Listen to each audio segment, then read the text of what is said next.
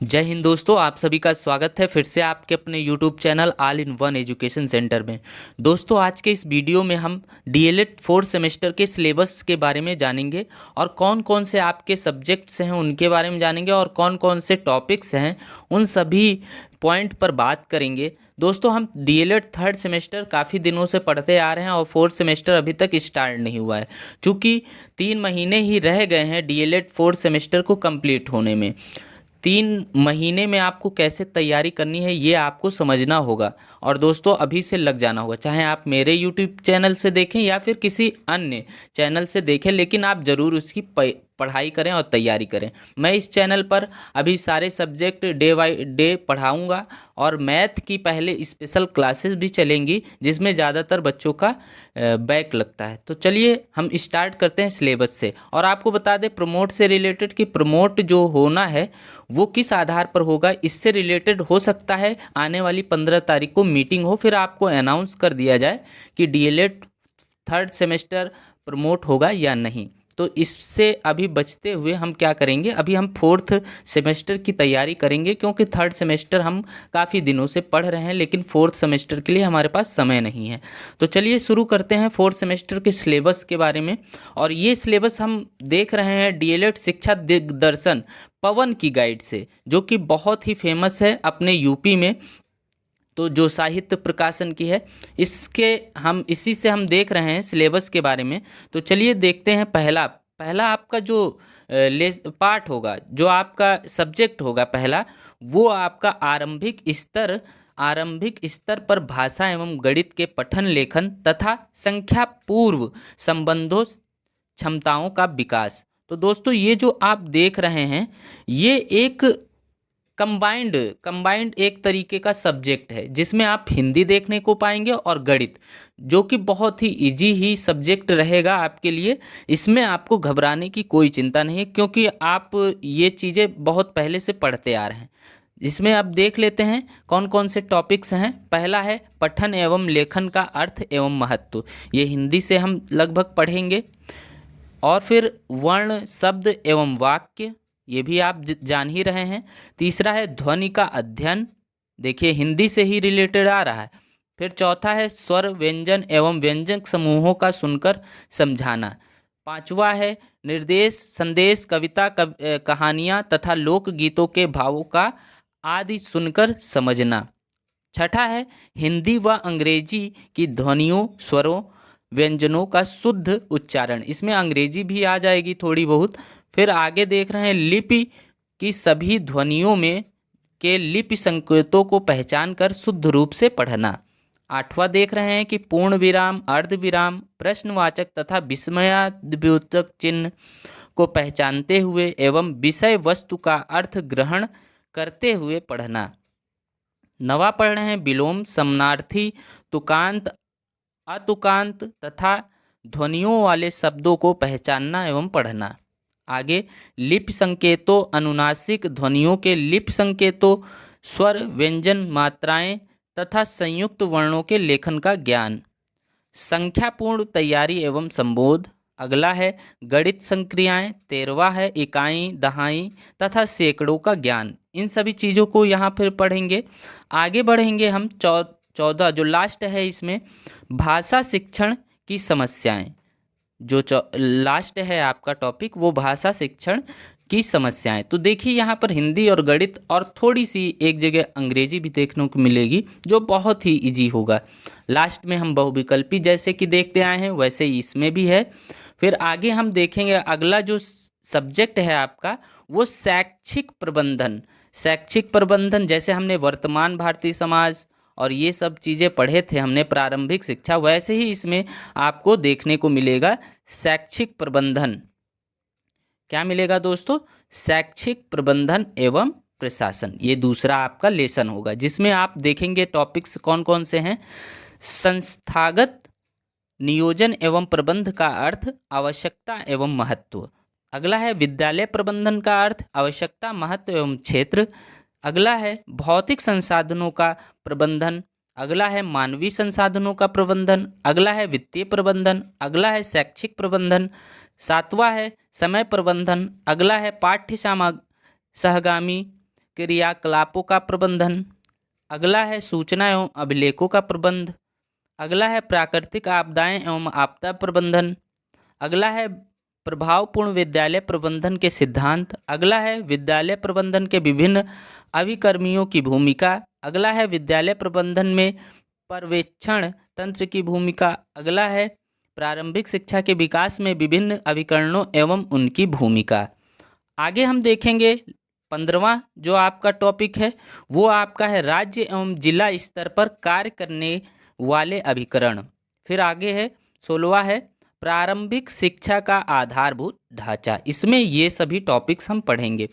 दोस्तों ये जो पीडीएफ आप देख रहे हैं ये हमारे डिस्क्रिप्शन लिंक में जाकर इसको डाउनलोड भी कर सकते हैं, तो परेशान मत होइएगा, चाहे तो आप स्क्रीनशॉट भी ले सकते हैं इसका अगर आपके पास नहीं है तो। फिर आगे हम देखते हैं विज्ञान में। विज्ञान सब्जेक्ट में आप देखेंगे कि क्या क्या है। तो इसमें आपके टोटल 8 टॉपिक हैं। पहला है जैव विकास पारिस्थितिकी तंत्र एवं उनके घटक, ठीक है। और फिर उसके बाद हम देखेंगे खनिज एवं धातु अयस्क के धातु का निष्कर्षण, धातु एवं अधातु में अंतर। आगे हम देखेंगे आवर्त सारणी की सामान्य जानकारी, विद्युत ऋणात्मकता, ये सभी चीज़ें देखेंगे। विद्युत धनात्मकता, विद्युत ऋणात्मकता, यही सब देखेंगे। आगे देखेंगे स्थिर विद्युत आवेश, विद्युत धारा एवं चुंबकत्व।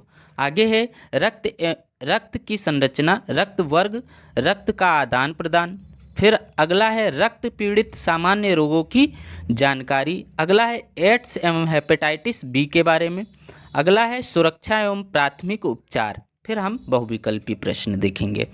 आगे हम गणित देखेंगे जो सबसे महत्वपूर्ण सब्जेक्ट है और जिसमें सबसे ज़्यादा बैक लगती है और सबसे आसान जो सब्जेक्ट है उसके बारे में जानेंगे।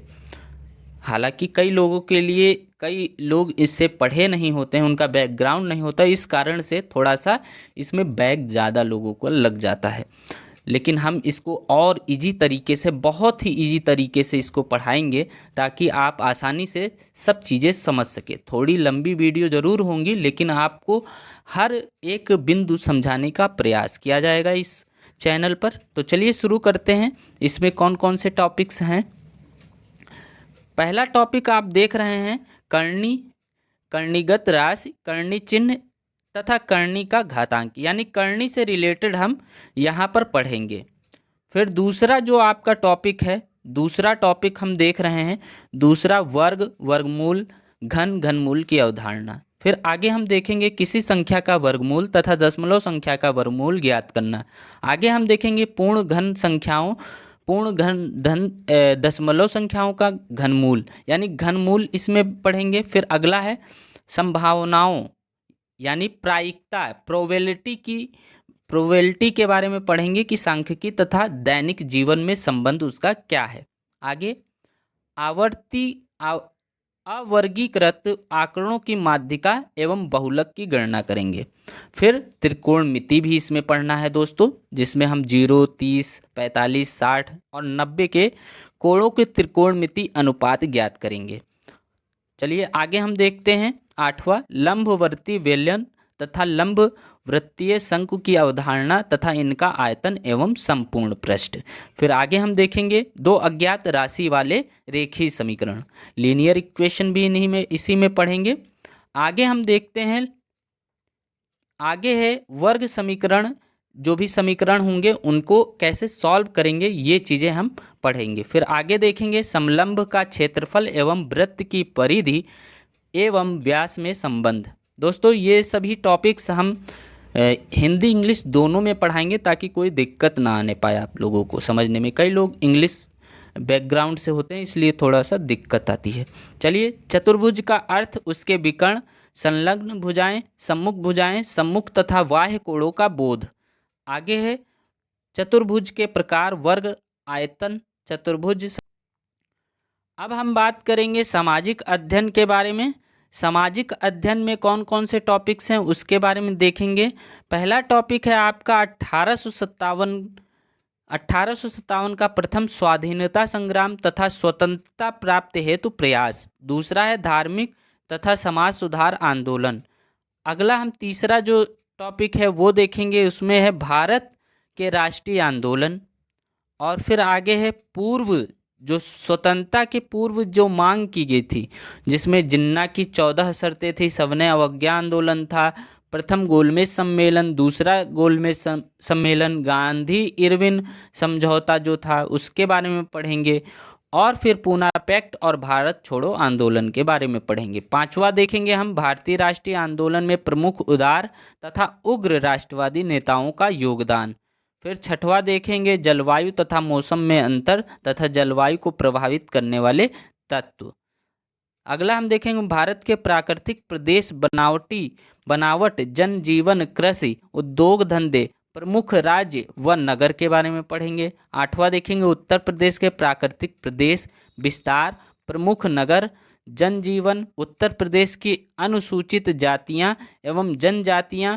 फिर आगे हम देखेंगे उत्तर प्रदेश की खनिज संपदा, शक्ति के साधन, कृषि और सिंचाई एवं आयात निर्यात। फिर अगला देखेंगे उत्तर प्रदेश की सांस्कृतिक विरासत, पुरातात्विक विरासत, कलाएं, मेले व त्योहार, तीर्थ स्थान, विरासत तथा संरक्षण। फिर आगे देखेंगे पर्यावरण, प्रदूषण, अर्थ, प्रकार व रोकथाम। संयुक्त राष्ट्र संघ के बारे में पढ़ेंगे। फिर हम पढ़ेंगे जनगणना। फिर पढ़ेंगे हम नागरिक सुरक्षा एवं संगठन, नागरिक सुरक्षा संगठन के बारे में। फिर हम पढ़ेंगे 15वां जो है सरकार की विभिन्न योजनाएं। फिर देखेंगे हम गैर सरकारी संगठन यानी एनजीओ के बारे में। फिर पढ़ेंगे विविधता में एकता तथा राष्ट्रीय एकता के प्रतीक। फिर आगे हम पढ़ेंगे 18वां जो आपका टॉपिक होगा, इसमें बहुत से टॉपिक होते हैं, इसको हल्के में कोई नहीं लेगा, इसको पढ़ते रहेंगे, कहानी के तौर पर पढ़ेंगे, टेंशन भी नहीं लेनी है, लेकिन पढ़ना है, इसको पढ़ेंगे, ज़रूर पढ़ेंगे तभी आगे बढ़ेंगे। आगे हम देखते हैं 18वां टॉपिक है आतंकवाद, सांप्रदायिकता तथा जातिवाद, अनुसूचित जाति जनजाति संरक्षण हेतु संवैधानिक प्रावधान, भारत के शांति प्रयास, गुट निरपेक्ष नीति, पंचशील सिद्धांत, संयुक्त राष्ट्र संघ के माध्यम से भारत के शांति प्रयास, ये सभी पढ़ेंगे। फिर 19वां पढ़ेंगे भारतीय अर्थव्यवस्था के समक्ष चुनौतियाँ। फिर आगे हम पढ़ेंगे भारत में खाद्य सुरक्षा एवं सार्वजनिक वितरण प्रणाली, फिर भूमंडलीकरण, ये सभी चीज़ें पढ़ेंगे। फिर हिंदी में अब हम आते हैं। हिंदी में हम देखेंगे कि हिंदी में बहुत ही अच्छे टॉपिक दिए हैं।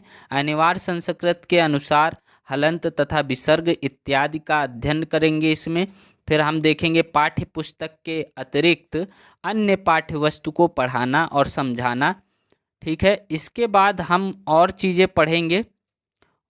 पढ़ेंगे जैसे कि अनुच्छेदों के शीर्षक और उनको लिखना कैसे लिखा जाता है, वो चीज़ें हम करेंगे। फिर उच्च प्राथमिक स्तर के पाठ्य पुस्तकों की